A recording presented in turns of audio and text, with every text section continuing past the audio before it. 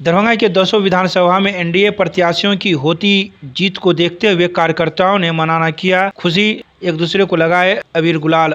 दरभंगा के 200 विधानसभाओं में एनडीए प्रत्याशियों की जीत को देखते हुए दरभंगा के एनएच 27 पर कार्यकर्ता खुशियां मनाते हुए देखे गए। ऐसा ही कुछ देखने को मिला शुक्रवार को दोपहर 3 बजे, जहां मौजूद कार्यकर्ता झंडा भी दिखाए और एक दूसरे को रंग गुलाल लगाते हुए खुशियां मनाई। बता दें कि 25वें राउंड में दरभंगा शहर से बीजेपी उम्मीदवार संजय सरावगी 24,200 वोटों से आगे चल रहे हैं, तो वहीं अलीनगर से 14वें राउंड में मैथिली ठाकुर 7,309 वोटों से आगे चल रही है। इसके अलावा केवटी से 20वें राउंड में बीजेपी के उम्मीदवार मुरारी मोहन झा 7,578 मतों से आगे चल रहे हैं।